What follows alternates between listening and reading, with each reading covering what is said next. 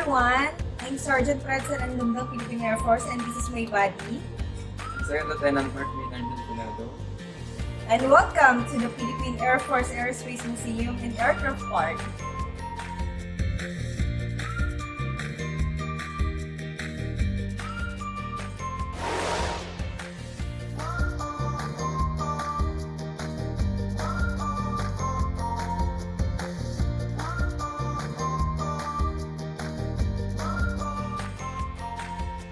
The Philippine Air Force Aerospace Museum and Aircraft Park was established in May 2, 1972 to propagate the history of the Philippine Air Force as well as the aviation history of the Philippines to the general public and educate the youth on modern aerospace sciences.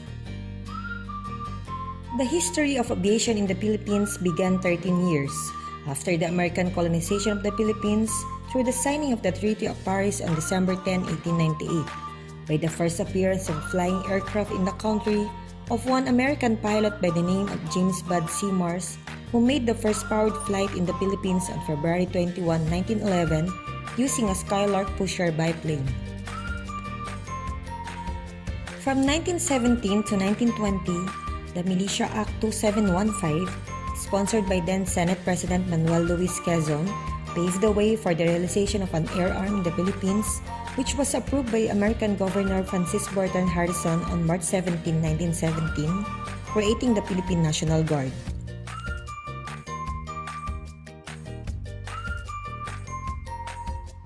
On 1919, Major Joseph E. H. Steve Knott and Alfred J. Croft organized the Curtiss Aeroplane and Motor Corporation of New York, USA. The training ground of the Curtiss Aviation School was in Camp Claudio, Tambo, Parañaque. On January 9, 1920, 24-year-old Alfredo Felipe Carmelo made his first solo flight on a Seagull over Manila Bay, making him the first Filipino civilian pilot to solo flight.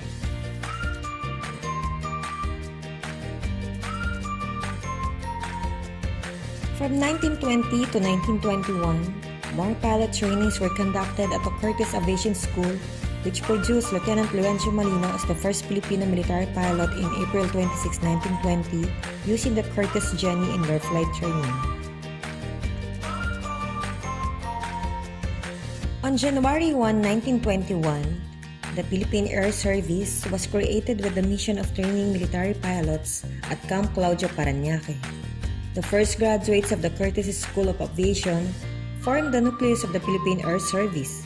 It too also operated for 1 year and for the next 13 years.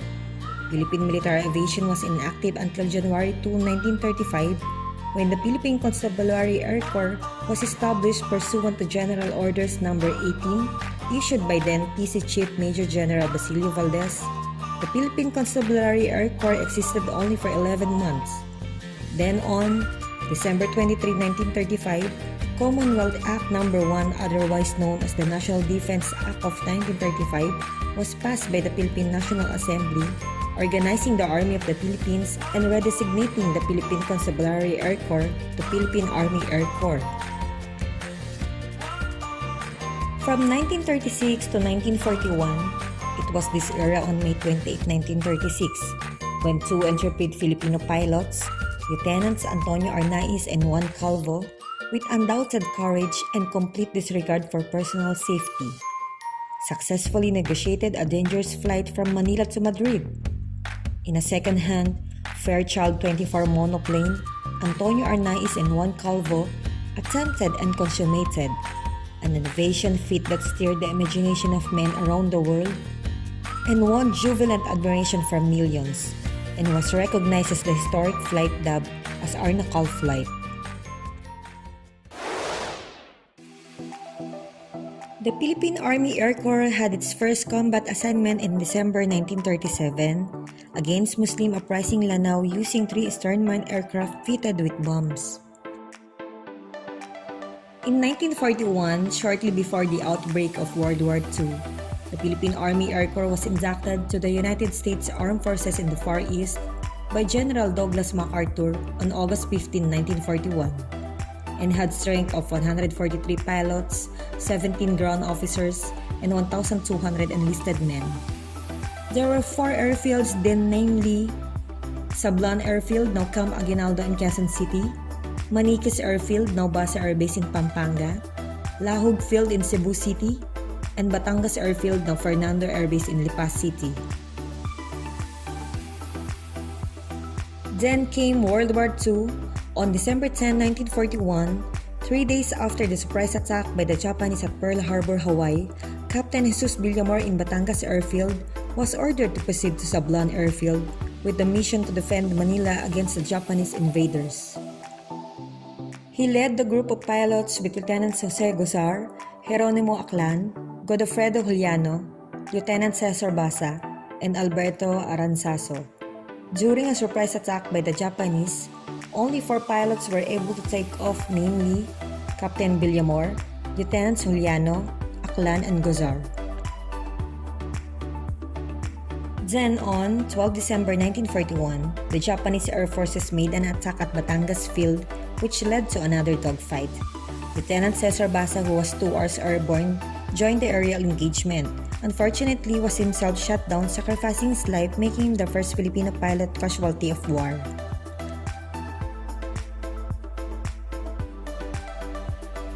From 1945 to 1947, after the dust of war settled down in 1945, the Philippine Army Air Corps was reconstituted and Colonel Edwin D. Andrews, a product of the former Philippine Air Service, was named Chief of the Philippine Army Air Corps.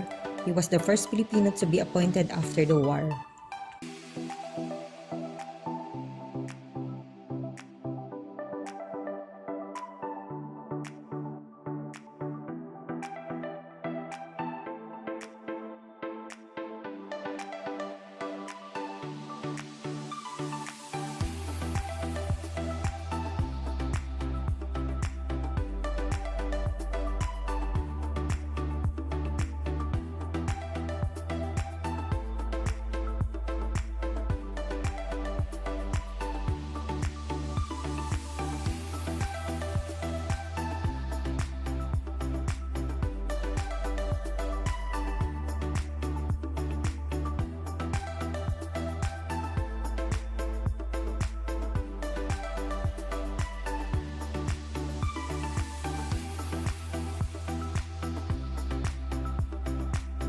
On 01 July 1947, the Philippine Army Air Corps became the Philippine Air Force and raised to a major command of the Armed Forces of the Philippines pursuant Section 110, Executive Order No. 94, dated 04 October 1947. From 1947 to 1952, 5 major Philippine Air Force units were established, namely 5th Fighter Wing, 4th 10th Air Material Wing, 100 Training Wing, 2 OFIP Composite Wing, and 580th Aircraft Control and Warning Wing. On February 22, 1986, the EDSA revolution with very significant participation of Philippine Air Force, especially then Colonel Antonio Sotelo and his men who flew S-76 helicopters of the 15th Strike Wing from Sangli Point, Cavite to Camp Crame.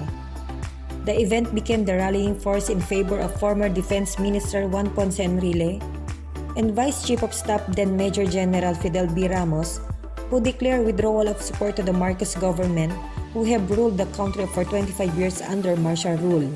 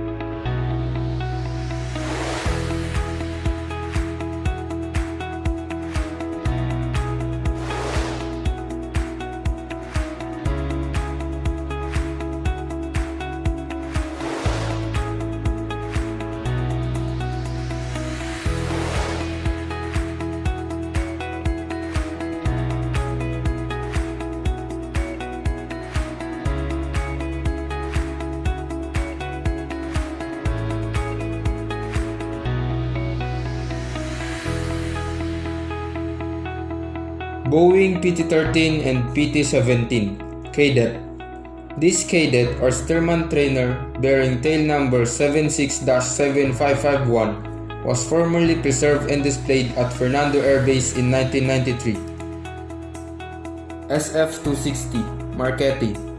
The SF-260s were used by the 15th Strike Wing and were turned over to the Philippine Air Force Flying School as a trainer aircraft.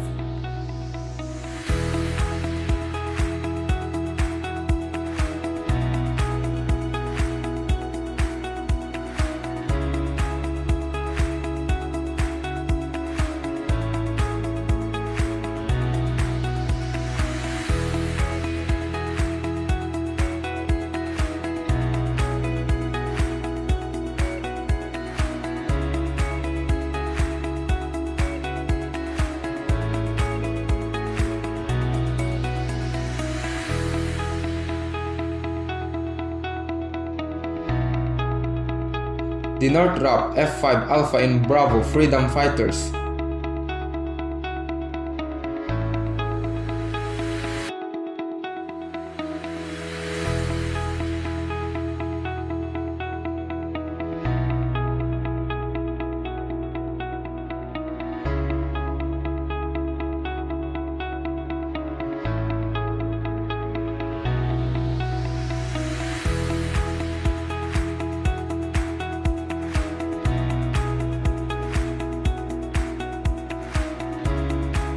First generation jet engine, Allison J33 Alpha 35 engine. The engine on display was retrieved as a training aid to Philippine Air Force aircraft mechanics and technicians of the former 100 Training Wing. Light aircraft engine, Continental O470 horizontally opposed engine. The J85 jet engine is a single-shaft turbojet engine developed by General Electric Company in 1950s.